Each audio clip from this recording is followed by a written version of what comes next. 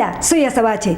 No es normal que Venezuela viva en tiranía más de 21 años. De alguna manera, comienzan a surgir nuevos actores y movimientos políticos. Uno de los más destacados es Repúblicos.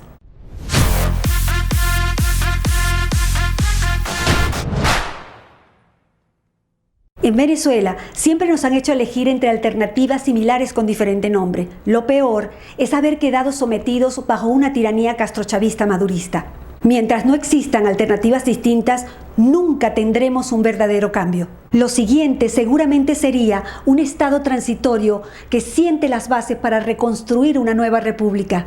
Rebelión ciudadana, ruptura con la tiranía, formación política, libertad de opinión, equilibrio y división de poderes, estado mínimo, imperio de la ley, son ejes fundamentales del movimiento Repúblicos. Esta vez conectamos con el abogado venezolano Humberto González, máster en negociación, conflicto y pacificación de la Universidad Estatal de California, autor de varios libros, quien junto a Alberto Franceschi y el doctor Wilfredo Bello forman parte del movimiento Repúblicos. Síguelo en las redes sociales como @HumbertoTweets. Te invito a colaborar para generar estos contenidos y continuar difundiendo e integrando a nuestra comunidad en donde quiera que se encuentre. Puedes hacerlo a través de PayPal y Mercado Pago. Toda la información en la descripción del video. Suscríbete a Plomovisión, 24 horas de opinión y a Azabache Online. Activa las notificaciones, comenta y comparte. Sígueme en las redes sociales como @Azabache Online.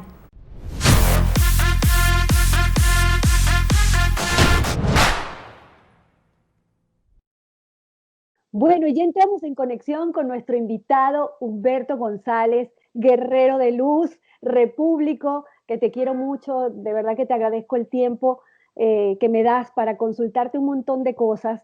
Y quiero comenzar nada más dándote la bienvenida y dándote las gracias por estar aquí, mi amor. Excelente, estoy muy contento de conversar contigo, Azabache, y bueno, espero que esta sea una nueva oportunidad para poder pues, tocar los temas que nos interesan sobre Venezuela y las cosas que están pasando, claro. Mira, Humberto, vamos a empezar, digo yo, desde el principio, porque eh, hay mucha gente que no sabe qué es una república, qué es una república, cómo es vivir en un país republicano. Y después vamos a hablar de cómo es el movimiento Repúblicos. Mira, es importante lo que preguntas porque a veces hay mucha ignorancia de buena fe. Hay un desconocimiento se usa de manera indistinta la expresión gobierno, Estado, república, nación, patria. Cuando, por ejemplo, un país como Venezuela se define constitucionalmente como una república, se está usando la expresión república en un contexto más que todo como nación, ¿no? Y hay un Estado que representa a esa nación. Cuando nosotros los repúblicos hablamos de la república, lo hacemos inspirados en la idea de república que tenían los griegos como sistema político, por oposición a la democracia. Entonces, cuando uno dice estas cosas, la gente se alarma porque dice, bueno, entonces la democracia pues es, digamos, el sistema donde la gente participa. Lo que pasa es que la democracia, según el entendimiento que tenían los griegos, se asimilaba a la demagogia. Se ha demostrado que no porque sea una decisión de la mayoría, las decisiones de la mayoría a veces son equivocadas. Entonces, a veces esas decisiones de la muchedumbre degeneran en una tiranía, degeneran en una demagogia, en un sistema corrupto donde la gente realmente no se beneficia de esto. Nosotros proponemos, por el contrario, una república que en estricto sentido, desde el punto de vista teórico, se puede definir como una dictadura de la ley, donde el individuo se somete no a la voluntad del Estado, sino a la voluntad de la ley que la misma sociedad se ha dado a sí misma. Y de esa manera, por ejemplo, con un diseño que le permita a los ciudadanos participar, donde, por ejemplo, los partidos políticos no sean la alcabala, no sean los que toman la decisión en nombre de otros intereses que nunca son los de los ciudadanos. Entonces, para nosotros lo importante es que haya una participación directa del ciudadano en la actividad política. Por eso, cuando nosotros nos definimos como repúblicos y no republicanos, el republicano es alguien que apoya la república. El repúblico es un ciudadano que se prepara, que estudia para ejercer la república, para ser parte de la república. Y desde esa perspectiva, nosotros, todos los ciudadanos, debemos prepararnos para ser parte de la república y para participar en ese ejercicio del poder, que sean, por ejemplo, los ciudadanos, no los partidos, que sean elecciones donde se participe de manera directa. Un sistema, por ejemplo, quizás el mejor ejemplo de un sistema republicano sería la República de los Estados Unidos de Norteamérica, donde curiosamente no es el voto popular, no es la mayoría popular la que elige el presidente. Es un sistema que ha sido muy criticado porque es un colegio electoral. Es, si se quiere, en estricto sentido, una aristocracia política, pero una aristocracia política que permite que la integridad de ese sistema político y de esa nación se mantenga, porque eso debe representar los intereses de toda la nación, no los intereses ni siquiera de la mayoría. Entonces, en ese sentido, nosotros proponemos que a partir de la crisis que hay en Venezuela, se comience a pensar en un sistema político de república, por oposición al estado de partidos, que es lo que hemos tenido hasta ahora. Y te pregunto, ¿alguna vez Venezuela fue república? Mira, desde el punto de vista como nación política, Venezuela, por supuesto, constitucionalmente se ha definido como la república, es lo que conocemos como la República de Venezuela. Ahora, claro, pero queda el nombre nada más, porque de república... Pero no hemos tenido, lo último que hubo antes de Chávez era un sistema de democracia, una democracia de partidos. Y a esa democracia de partidos, que se llamó, desde el punto de vista de la teoría política, democracia representativa, porque en teoría eran los partidos, se organizan y representan a los ciudadanos. Por eso se habla de democracia representativa. Pero cuando esa democracia, ese modelo político entra en crisis porque no podía resolver los problemas, como en muchas partes del mundo no los ha podido resolver.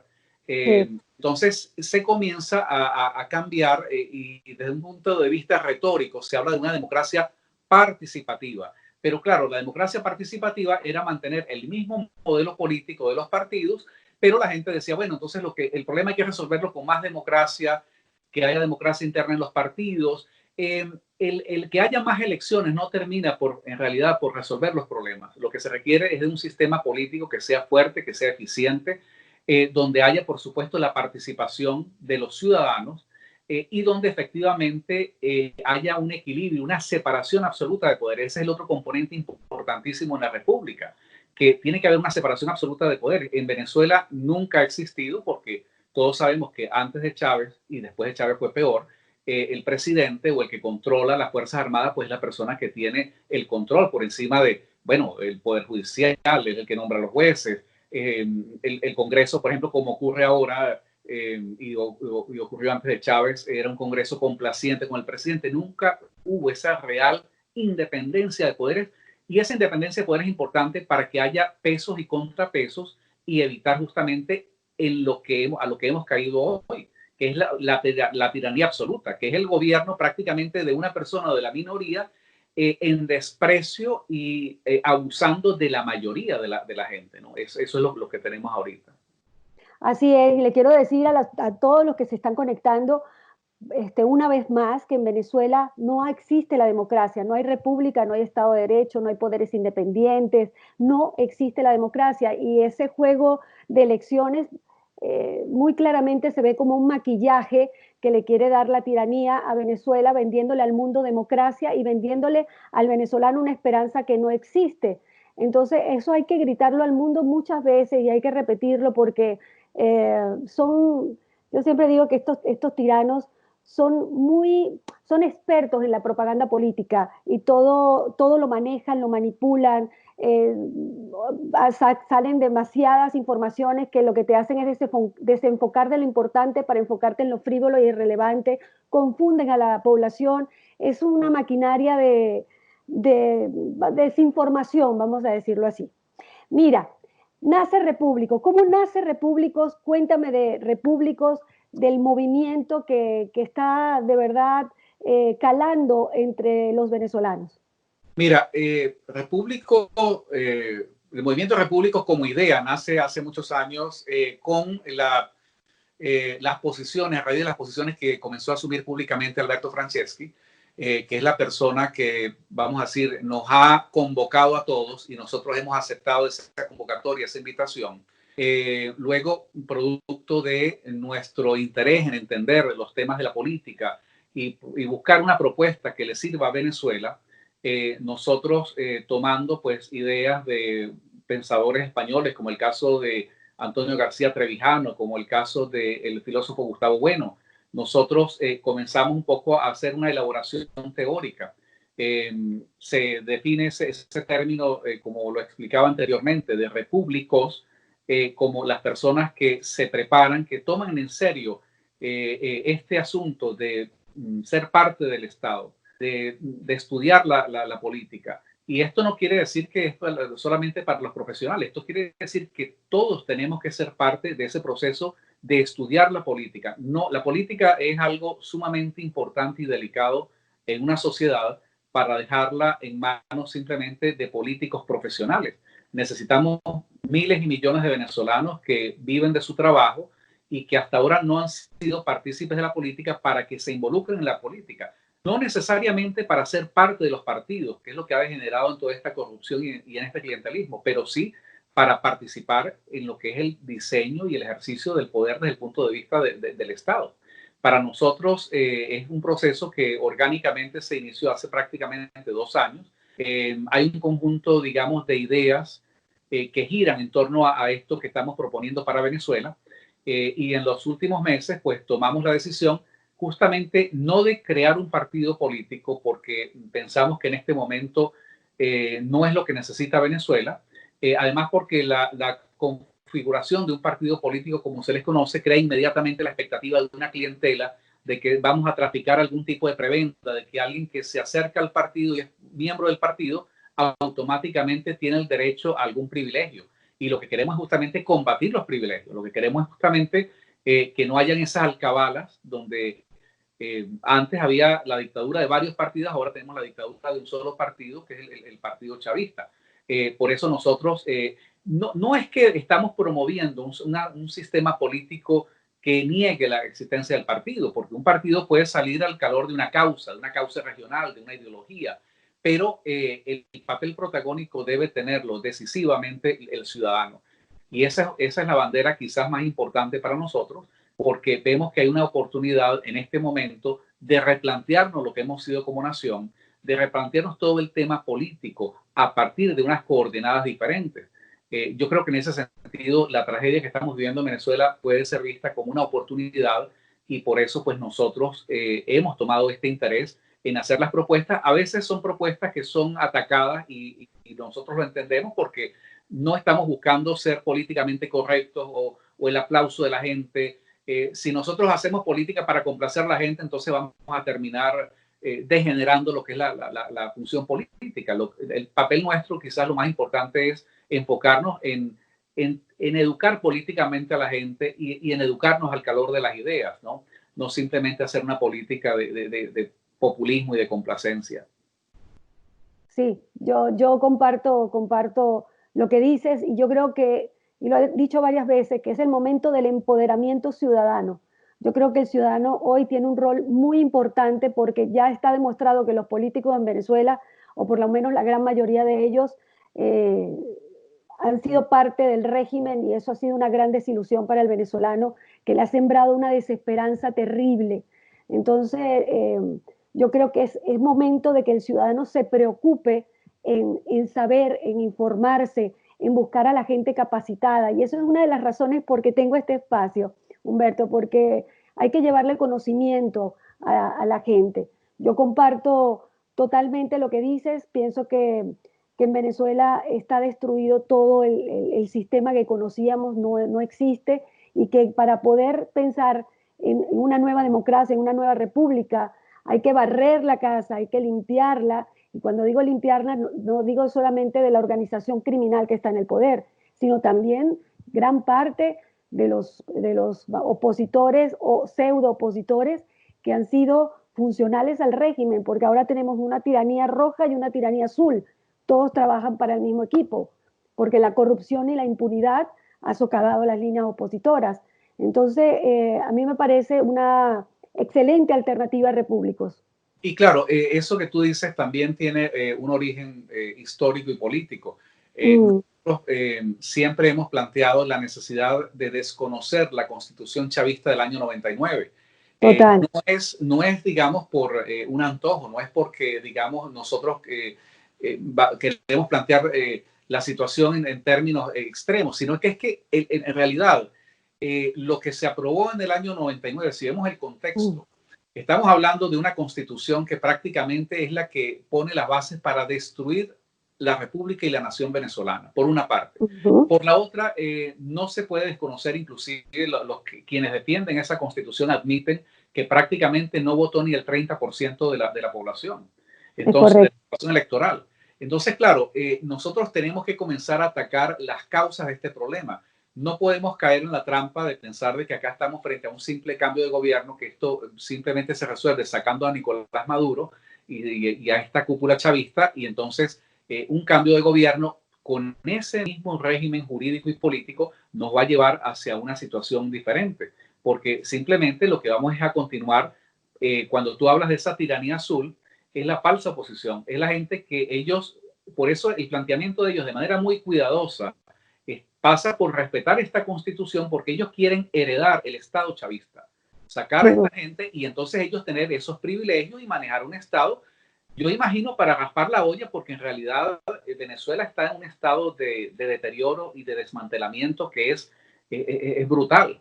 Entonces, ellos quisieran pues ponerle la mano a ese modelo de Estado chavista. Por eso, de manera muy habilidosa, la falsa oposición evita hablar en términos de confrontar. Ellos hablan de, por ejemplo, una transición. Ahora, ¿qué es una transición? Una transición es un cambio que no está el cambio, sino es respetar el antiguo régimen político para ir a un nuevo gobierno donde esa estructura se mantiene, donde el Estado chavista se mantiene con sus mafias políticas, militares, financieras, y entonces ellos pretenden pues ser la cabeza de ese nuevo gobierno. Nosotros planteamos frente a esa tesis de la transición la ruptura política, que significa romper con el Estado chavista para hacer una nueva construcción de un nuevo Estado, pasando, por supuesto, por la necesaria desconocimiento de esa constitución, porque es una constitución que prácticamente ha desdibujado a Venezuela, una constitución que desnaturaliza el papel de las Fuerzas Armadas, que destruye toda la forma de poder político para disolver el poder, y eso es lo que vemos hoy. Vemos un país que prácticamente las fronteras están desprotegidas, es un país, como tú lo has definido, sin instituciones, no hay Estado de Derecho, no hay justicia, no solamente todo lo que es lo que nosotros llamamos la capa cortical y la capa conjuntiva, que es la estructura política del Estado. También lo que es la capa basal, que es el territorio, ha sido completamente vulnerado. Es posible que en los próximos meses Venezuela, bajo el chavismo, pierda esa parte importante del territorio Esequibo, con la complicidad y la complacencia de unas Fuerzas Armadas que han sido indiferentes frente a esto, pero también producto de un reconocimiento público que le hizo Chávez a Guyana. Entonces, estas son cosas que la única manera de resolverlas es por la vía de un acto de fuerza, porque no hay elecciones que resuelvan esto. Esto no se va a resolver en unas elecciones. No. Tenemos que ir a una vía de fuerza, posiblemente una intervención militar internacional encabezada por los Estados Unidos, que nos permitan sacar a esta gente y entonces sí sentar las bases de un nuevo gobierno que se establezca sobre una base de ley, de orden, y entonces sí comenzar a reconstruir las nuevas bases de ese nuevo Estado venezolano. Así es. Yo quiero aprovechar, antes que se me olvide, mandarle un beso a Alberto Franceschi, que la verdad quiero tenerte, así que si ves esta entrevista, ya sabes que quiero tenerte, así que pongámonos de acuerdo. Lo quiero mucho, Alberto. Hay mucho que aprenderle, mucho conocimiento también que tiene.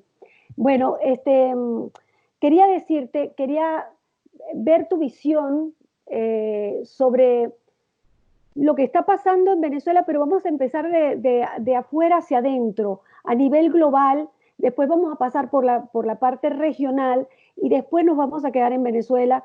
Quiero ver tus diferentes ópticas, Humberto. Sí, bueno, en este momento a nivel global hay una batalla que es brutal. Sí. Prácticamente hay toda una confrontación entre una posición ideológica globalista. En esta posición globalista que se expresa en ideas que lo que buscan es disolver la idea del Estado nacional o del Estado-nación.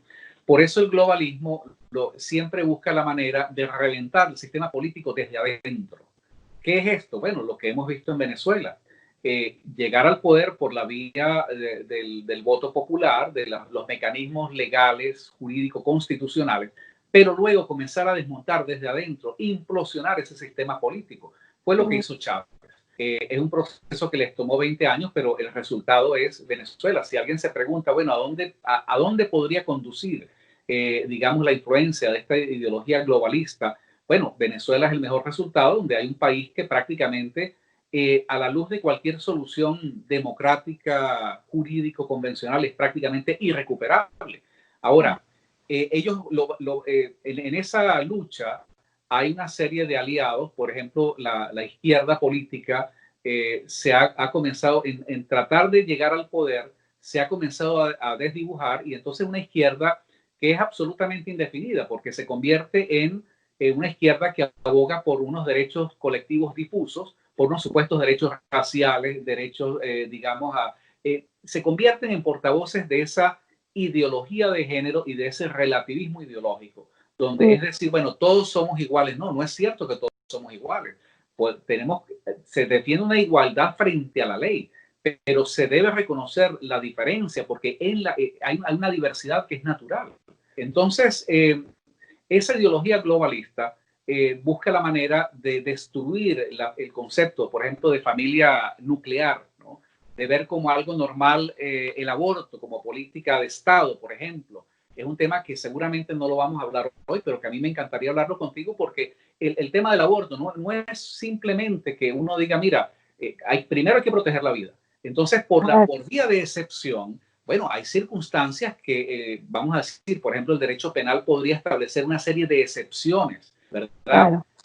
Una persona que ha sido víctima de una violación, bueno, habría que considerar, ¿verdad? Si es pertinente, ¿verdad? Que esa persona tenga un recurso legal para evitar ese embarazo, ese nacimiento no deseado. Pero no puede ser una política de Estado decir, no, está bien que vamos a promover el aborto como algo permanente, porque eso sencillamente va en contra de la esencia misma de esa sociedad política y de esa sociedad humana. Entonces, frente a esa política globalista que lo que quiere es someter a los países, someter a los estados, es lo que está ocurriendo en España, es lo que está ocurriendo también en Estados Unidos, donde comienzan, por ejemplo, ya pasó en Venezuela, destruir la historia, destruir los símbolos, buscar la manera de destruir la identidad. Entonces, en lugar de una identidad de nación venezolana, de nación histórica venezolana, se nos quiere meter de contrabando una ideología indigenista que prácticamente quiere justificar regresarnos a la época de las cavernas a vivir en Guayuco. Y eso no puede ser.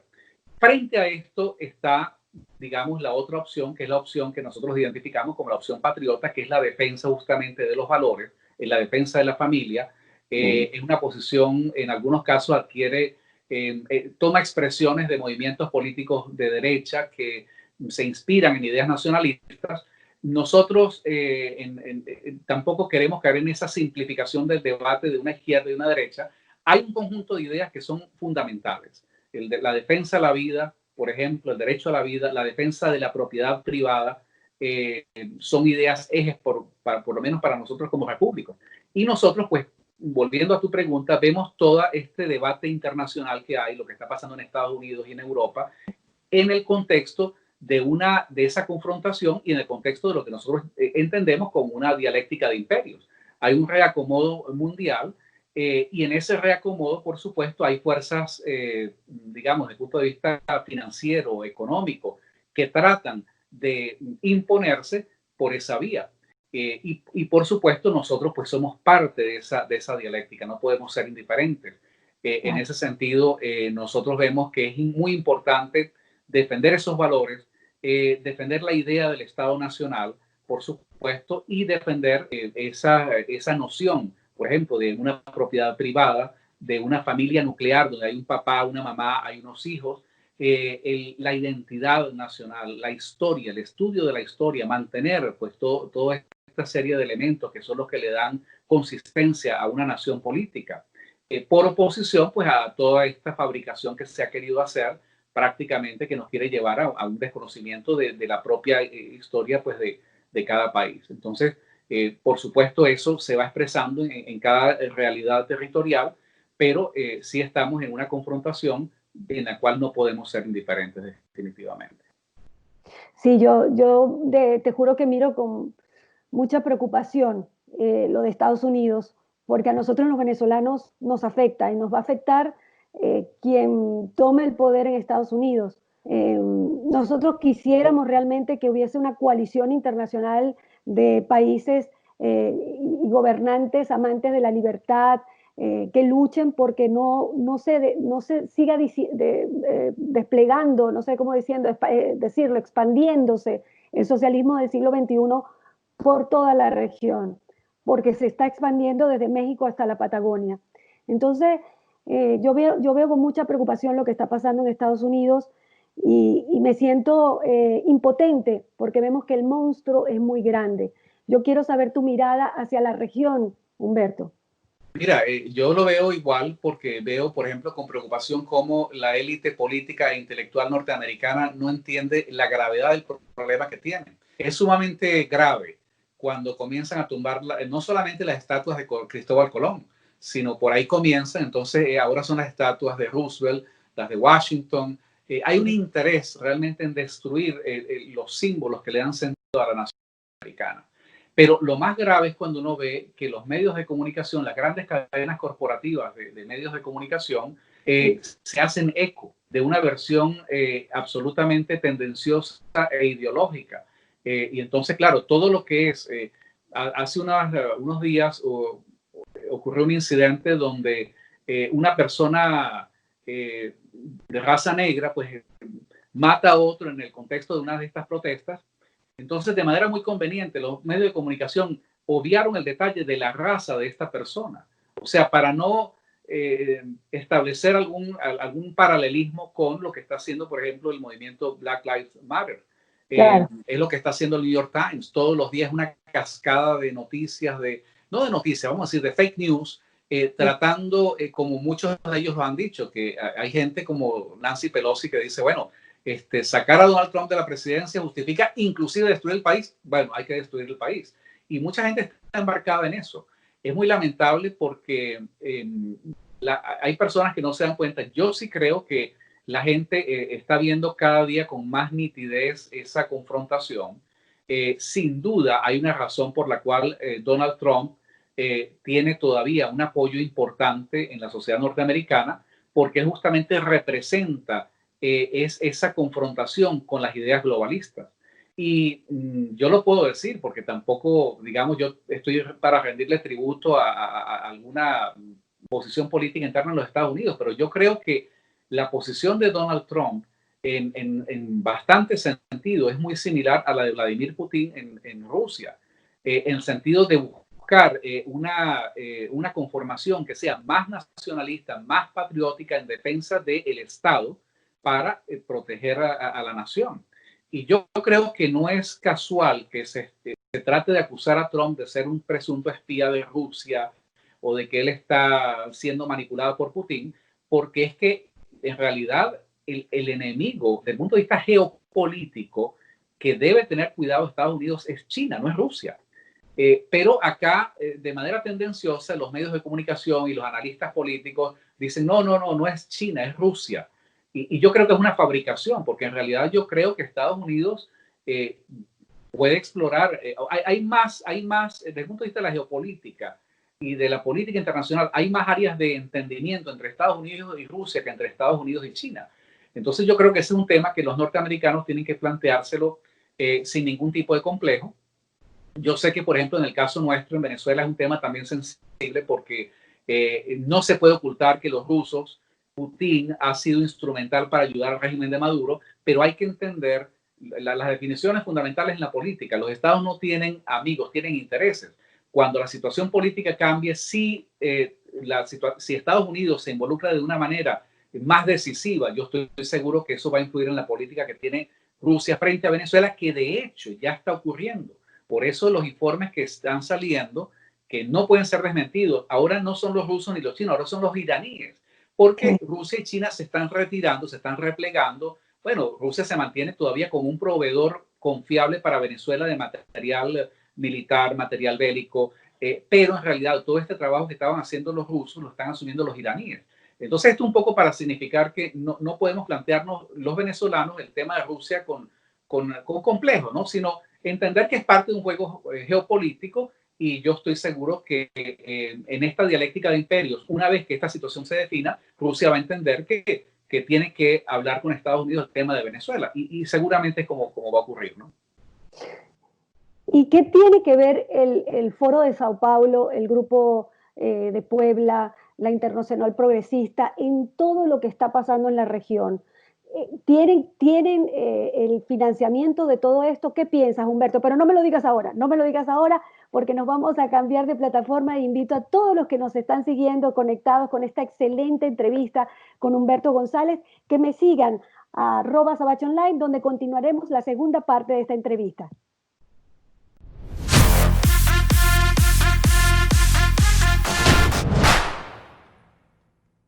Muchas gracias por mirar. Te invito a ver la segunda parte de esta entrevista por @sabachonline.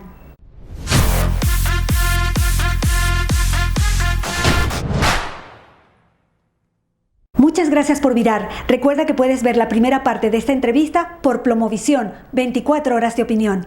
Si estás en Santiago de Chile y te gusta la comida árabe como a mí, te recomiendo Sahara Gourmet, San José 338, San Bernardo, Santiago de Chile. Síguelos en sus redes sociales como @saharagourmet.cl. Te invito a colaborar para generar estos contenidos y continuar difundiendo e integrando a nuestra comunidad en donde quiera que se encuentre. Puedes hacerlo a través de PayPal y Mercado Pago. Toda la información en la descripción del video. Suscríbete a Plomovisión, 24 horas de opinión, y a Sabache Online. Activa las notificaciones, comenta y comparte. Sígueme en las redes sociales como @Sabache Online. Continuamos conversando con el abogado venezolano, miembro de Repúblicos, Humberto González.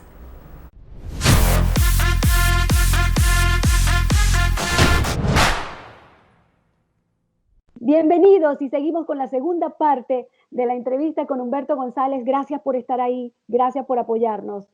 Tú eres lo más importante, ¿ok? Bueno, Humberto, gracias de nuevamente y bienvenido a mi plataforma @Sabache Online. Quiero continuar con la pregunta que te estaba diciendo, lo del Foro de Sao Paulo. ¿Qué papel juega el Foro de Sao Paulo, el Grupo de Puebla, la Internacional Progresista en todo este caos que está sembrado en la región?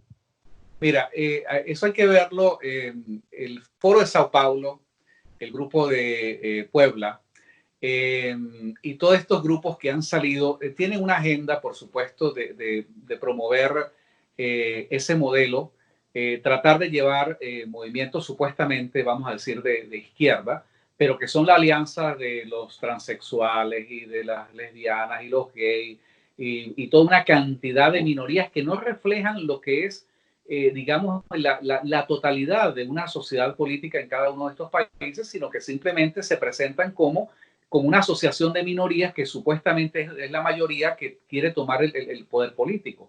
Estos foros y estas instancias que tú has mencionado han sido instrumentales a la hora de hacer de propaganda a esa agenda del globalismo.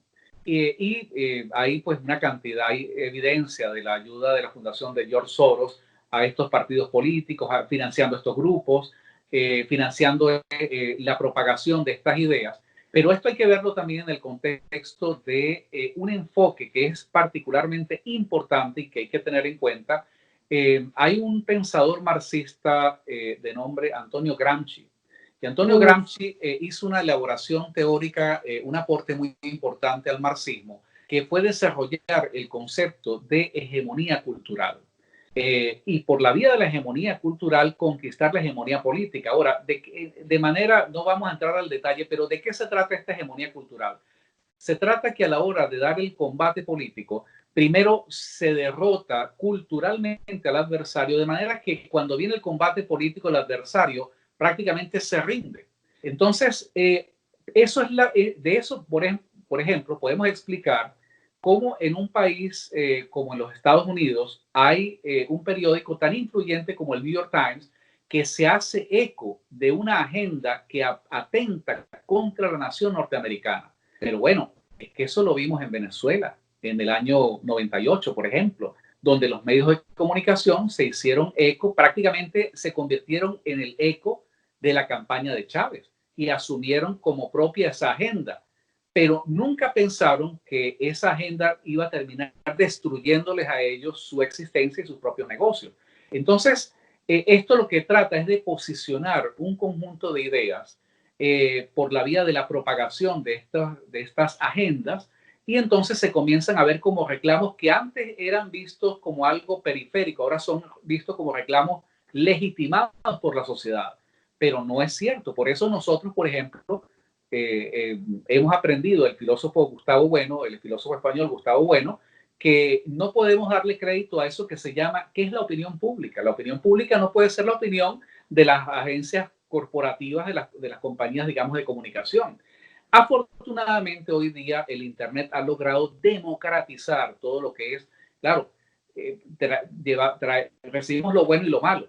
Lo bueno es el acceso a la información, lo malo es que hay una gran cantidad de informaciones que no son tales, de fake news, pero en realidad en este momento estamos frente a una situación donde estas diferentes instancias utilizan esos mecanismos, vamos a decir, culturales, medios de comunicación, y comienzan a influir desde el punto de vista ideológico en la agenda política de los diferentes países.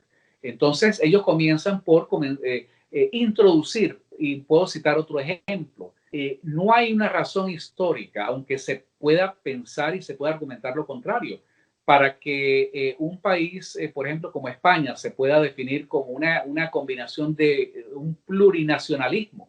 Eso es un contrasentido, porque cuando ellos establecieron la Constitución del año 78, ya le colocaron el veneno, ¿verdad? Prácticamente para reconocer estas autonomías, alentar esos nacionalismos, y es lo que prácticamente está llevando al estallido a la España de hoy. Entonces, claro, en ese momento nadie pensó que esa expresión de plurinacionalismo tenía una carga ideológica y un propósito muy definido. Hoy día prácticamente es la idea que le da vida a todo ese esfuerzo secesionista, a los catalanes y a los vascos que quieren reventar a la nación española. Bueno, eso lo vemos trasladado en cada uno de nuestros países. En el caso de Venezuela, por ejemplo, se quiere hacer, digamos, se quiere establecer una adoración, ¿no? Por una idea indigenista, una Pachamama. Es un concepto completamente antihistórico. Yo no estoy planteando despreciar lo que son nuestras raíces, pero no podemos desnaturalizar lo que ha sido el proceso, la evolución que nos ha conducido a esto. O sea, nos ha conducido a lo que tenemos. Entonces, estas son ideas que se comienzan a propagar y a legitimar, se van calando en la gente. Otra idea que es muy común es digamos, el concepto de que, bueno, cualquier crisis política se resuelve con democracia. Bueno, no necesariamente. Por ejemplo, tenemos el caso de Venezuela y cosas así por el estilo que estas instancias pues han venido propagando. La misma manipulación maniquea de los derechos humanos, donde se habla de derechos humanos para unos, pero no se habla de los derechos humanos, por ejemplo, la violación de los derechos humanos, por ejemplo, en Venezuela, donde hay una gran cantidad de gente presa, porque, o sea, es la manipulación ideológica. Entonces, yo creo que aquí estamos frente a un combate desde el punto de vista cultural. Se está utilizando este concepto de hegemonía cultural para imponer esta agenda por la vía de los medios de comunicación, y esto es algo frente a la cual quienes defendemos una posición patriótica tenemos que responder de manera inmediata, porque lo que está en juego es la existencia misma de esa sociedad política. Así es, así es. Ellos nos llevan décadas porque esa batalla cultural, esa movimiento que hicieron de meterse en la cultura, en el cine, en muchos países lo estamos viviendo ahora. Nosotros tenemos un trabajo muy grande por delante, y uno de ellos es también abrirle los ojos no solamente a nuestra gente, sino a los de izquierda también, porque los de izquierda, por apoyarse mutuamente, están ciegos, y resulta que nosotros sabemos que los mismos que apoyaron a Chávez en algún momento, que los mismos que hablo de empresarios, políticos, periodistas, hoy están muriéndose de hambre.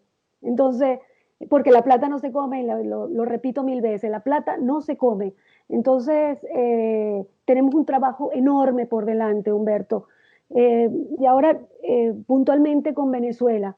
¿Cómo ves a Venezuela hoy? ¿Dónde estamos parados en Venezuela? Mira, es como una vez o varias veces, pues le he escuchado a Alberto Franceschi una apreciación que le hizo el ex ministro de Relaciones Exteriores, Ramón Escobar Salón. Decía que si el chavismo lograba estar más de 10 años en el poder, Venezuela iba a ser una especie de tronco a la deriva en el Mar Caribe. Y eso es lo que somos. Somos prácticamente lo que queda de los despojos que están naufragando en el Mar Caribe. Es un país donde se ha perdido lo más importante, que es el sentido de lo nacional. O sea, estamos hay un deterioro material que es inevitable, es inocultable. No hay forma. La persona que está viviendo en Venezuela está tratando de sobrevivir el día a día. O sea, cada día es una victoria, es cantar una victoria. Bueno, ya sobrevivimos un día y vamos. Es un país donde no hay, digamos, los hospitales, los servicios fundamentales, básicos, esenciales, le son negados a la gente. La comida, la electricidad, por supuesto el internet, hay gente que agrega el cable, pero la inseguridad es un país que ha sido repartido entre grupos, pandillas, pranes. Hay una situación sumamente grave dentro de muchas cosas que podemos citar. Hay una particularmente que nos preocupa, que es cómo el Estado venezolano, el Estado chavista, ¿verdad?, que está ahorita, es muy efectivo, muy eficiente para aplastar a la sociedad, a los civiles, pero es absolutamente inútil para defender la integridad del territorio. El territorio venezolano hoy día es un territorio desmembrado. Las fronteras, por ejemplo, lo que es la frontera, el estado Táchira con Colombia, está en manos de los grupos guerrilleros y grupos paramilitares colombianos. Hay zonas, por ejemplo, en el caso del Zulia y en el caso del Táchira mismo, donde las Fuerzas Armadas venezolanas tienen que hacer pactos para no agredirse mutuamente con los grupos paramilitares y con los grupos guerrilleros. El caso del ELN es sumamente delicado porque los mismos militares venezolanos admiten y ellos saben que la capacidad logística y militar en equipo militar es superior de los guerrilleros del ELN al ejército venezolano. Si nos vamos al arco minero, si nos vamos al estado Bolívar, nos encontramos donde no solamente hay estos pactos de no agresión, sino entonces está la complicidad de los militares que se han repartido las diferentes redes de distribución de metales preciosos, de contrabando, de lavado de dinero, y es una situación que realmente el país está siendo gobernado en pequeños territorios. Si nos vamos a petar, entonces está Wilexi. En cada espacio territorial hay alguien que no es el Estado precisamente el que está poniendo orden. Y en lo único de lo que el gobierno prácticamente puede hacer gala es que ellos, bueno, tienen allí acceso al Tesoro Nacional, tienen las armas de la República, pero ellos las utilizan para su propia protección y para aplastar al resto del país. Y en estas condiciones es prácticamente inviable pensar en una salida política. No hay salida política, no hay negociación posible. A veces encontramos la dificultad que nosotros hemos encontrado para que se entienda el tema de Venezuela, es que la gente no cree que las cosas son así como las estamos explicando. Cuando nosotros hablamos con políticos, académicos, catedráticos norteamericanos, nos dicen, no, es imposible, no puede ser. Porque claro, tienen otra concepción, es otra cultura. Ellos, por ejemplo, en Estados Unidos nunca va a ocurrir un golpe de Estado porque hay por lo menos 40 millones de ciudadanos norteamericanos que se irían a las armas civiles que tienen legalmente acceso a armas, y entonces ningún militar se le va a antojar a hacer eso. No es el caso de Venezuela, un país donde prácticamente, bueno, son las armas del Estado venezolano en contra de la población civil, y la gente está simplemente, bueno, está sometida, ¿no?, por esa desgraciada circunstancia que nos toca que enfrentar. Frente a eso es muy difícil. El gobierno, claro, ha tenido que enfrentar pues todas estas sanciones. Yo creo que esto está llegando a un punto realmente de quiebre. Hay una información que esta mañana estaba conversando con un grupo de militares que, bueno, le hacen seguimiento a la situación del país, y ellos nos están confirmando que hay una deserción masiva de las Fuerzas Armadas porque, claro, Nadie que se aliste en las Fuerzas Armadas del chavismo lo hace por amor a la patria. Lo hacen para tratar de, aunque sea, tener acceso a una ración de comida o cobrar algún tipo de soborno en alguna alcabala. O sea, ser parte del engranaje que le permita tener algún privilegio que el resto de los venezolanos no tienen. Pero es que aún así, la situación es tan difícil que las deserciones son masivas. Y estamos hablando de una Fuerza Armada que ha sido completamente corrompida, ha sido destruida desde adentro. Hay algunos sectores, hay algunos intentos de gente que está, de gente inclusive que han sido chavistas, están tan asqueados de lo que está pasando que tratan de hacer algo. Es muy difícil porque, bueno, hay todo un sistema, digamos, de control, de espionaje internamente. Pero lo que trato de explicar es que el deterioro material es tan grande que la Venezuela que tenemos hoy en realidad tiene que ser reconstruida de abajo hacia arriba. Esto no se va a resolver en unas elecciones. Yo creo que eso es una ingenuidad y vemos con preocupación cuando hay gente. Una cosa es lo que dice Trump y vemos que él es muy expresivo y entiende el tema de Venezuela y le hace seguimiento, pero algunos de sus asesores no tienen la misma visión. Entonces siguen alimentando la tesis de una negociación, de que una negociación le permita la salida electoral a un régimen que ya ellos lo han dicho muchas veces, y lo dijo Iris Varela. Ellos van, si es necesario, ellos van a quemar el país, pero ellos no van a entregar el poder. Entonces tenemos que plantearnos el escenario de ir a una confrontación. Nosotros sabemos que solamente el chavismo saldrá por un acto de guerra y es la manera como nosotros pues tendremos que comenzar a reescribir la historia, desgraciadamente, pero es así. No porque yo quiera ser un abogado de la guerra, no. Nosotros amamos la vida, pero es una realidad frente a la cual no podemos cerrar los ojos. Es un paso necesario y cuanto antes ocurra será mejor, porque el dolor es muy grande. O sea, el deterioro, la destrucción. Prácticamente estamos llegando al punto, estamos en ese punto de una confrontación entre barbarie y civilización, donde el chavismo representa la barbarie, que es la destrucción del país, de la gente. No les importa. Absolutamente. Si es necesario para que ellos se mantengan en el poder, regalar, meter en guacales el oro y mandarlo a Irán o donde sea, ellos lo van a hacer. Ellos han hecho lo que nunca jamás ningún gobierno en la historia republicana se había planteado en Venezuela, que es prácticamente desmembrar el territorio con tal y ellos mantenerse en el poder. Entonces, el daño yo diría que es prácticamente irreparable y hay que tratar de lograr que haya más conocimiento de esto para que esta intervención militar internacional ocurra cuanto antes. Sí, hay que decirle a todos los que nos están escuchando que Venezuela está invadida por Cuba, China, Rusia, Irán, Hezbollah, la FARC, el ELN, los militares que supuestamente la gente dice, pero digan, o sea, los militares están con el régimen. Fíjense lo que está contando Humberto de lo que está pasando dentro de las filas de los militares en Venezuela, de las Fuerzas Armadas. Yo siento que no tenemos una luz en el camino, que la luz hay que provocarla.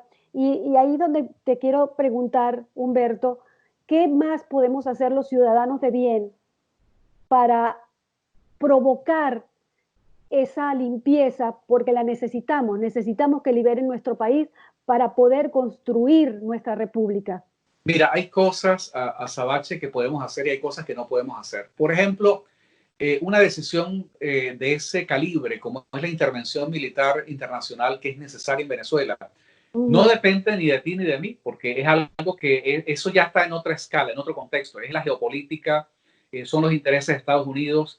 El día y en la hora en que las urgencias de Venezuela se alineen con las urgencias de Estados Unidos, ese día ocurrirá la intervención militar. Entonces, yo no quiero, digamos, exagerar el optimismo de decir, bueno, vamos a ser mente positiva y entonces tenemos que pararnos en una realidad. Yo creo que se están dando las condiciones, se requiere que Estados Unidos lo vea como algo necesario, algo que no hay otra salida, pero también requerimos de que otros aliados importantes en la zona, como Colombia y Brasil, comiencen a sentir este problema como suyo. Me preocupa particularmente el caso de Colombia, que todavía la élite política no termina de entender que ellos están en el mismo camino que iniciamos nosotros hace 20 años. tienes un poder judicial penetrado por la guerrilla, tienes la guerrilla que le regalaron unas posiciones en el Congreso, influyendo en decisiones políticas, disolviendo el poder político desde adentro, implosionando el sistema político colombiano. Y ojalá la élite política e intelectual de Colombia entienda que ellos tienen que involucrarse en el tema de Venezuela, porque el tema de Venezuela también es el tema de Colombia. Entonces, ¿a dónde vamos con esto que tú me estás preguntando? Esas cosas de la geopolítica escapan a lo que nosotros podamos tratar de influir. Pero ¿qué podemos y qué es lo que sí debemos hacer los millones de venezolanos dentro y fuera de Venezuela? En primer lugar, tenemos que involucrarnos políticamente. No podemos dejarle esto a los políticos profesionales. No podemos dejarle esto a la MUD, no podemos dejarle esto a ningún partido. Por favor, ni a la falsa oposición. No podemos confiar en dirigentes que nos digan que porque son jóvenes y entonces son el relevo, pero son el relevo de los corruptos que los han puesto allí. Y me refiero a la gente de Voluntad Popular y de Primero Justicia, que han hecho el peor papel en toda esta jornada. De los abecos y los copellanos, pues ya lo esperábamos, pero esta gente que se vende como una esperanza falsa. ¿Qué es lo que tenemos que hacer los venezolanos? Prepararnos políticamente para ser parte de un gobierno de facto. Necesitamos por lo menos, claro, cuando digo, hablo de todos, pero conformar un gobierno de facto no es simplemente desde la perspectiva que lo planteamos repúblico, no es simplemente decir, bueno, queremos que Franceschi sea el que presida ese gobierno de facto. Es que necesitamos venezolanos fundamentalmente que sean honestos. Cualquier persona que no le tiemble la voz, que no dude a la hora de definirse como una persona honesta, ese venezolano es necesario. Ese venezolano debe tomar interés en estudiar la historia, en entender la política, y no estamos hablando de ideología. Yo ni siquiera voy a llegar al punto de, ese es otro debate que podemos dar, pero tenemos que educarnos políticamente, prepararnos mental, profesionalmente para ser parte de un gobierno de facto que ponga orden, porque será necesario convocar a miles y millones de venezolanos para que regresemos a Venezuela y poder tomar decisiones difíciles, apoyar ese proceso de ruptura, comenzar a crear el nuevo Estado venezolano. Se requiere de mucha gente y de muchos talentos. Nosotros lo que estamos invitando es que haya una alianza de la gente, de los honestos, de la gente que no ha estado contaminada por los partidos y que podamos participar. Tú lo haces todos los días de tu programa, mucha gente lo hace. Y eso es lo que tenemos porque esa es la lucha eso es lo que le da sentido a la lucha, que pertenecemos a un país, que no nos vamos a rendir. Cada día que nosotros le dediquemos a estudiar nuestra historia, a entender la política, es algo que estamos haciendo para que en el momento en que sea necesario podamos ser parte de ese gobierno de salvación nacional, no el que aquellos quieren imponer, sino del cual todos nosotros tenemos que formar parte para comenzar todos a escribir la nueva historia de Venezuela. Así es, así es. Y se me fue el tiempo, Humberto. Bueno, me quedaron muchas preguntas en el tintero, pero yo te voy a volver a convocar. Muchísimas gracias por tu tiempo, mi amor. Por favor, dile a todos los que se nos están conectando tus redes sociales, dónde te ubican, todo lo que necesitan saber para encontrarte. Mira, la forma más fácil de ubicarnos es colocar el hashtag, el numeral Repúblicos, y ahí van a encontrar a Franceschi, me van a encontrar a mí, van a encontrar a muchas personas que no son los políticos de siempre. Vas a ver muchos nombres nuevos, gente que no son los que salen todo el día en los medios, pero gente que está trabajando y se está preparando, y tú los vas a ver porque son personas que están dispuestas a ser parte de esa nueva generación de venezolanos que sienten orgullo de definirse como patriotas y honestos, dispuestos a salvar a Venezuela. Muchísimas gracias, Humberto. Recibe un abrazo enorme y nos vemos la próxima porque te espero aquí. Muchísimas gracias a ti. Gracias a ti.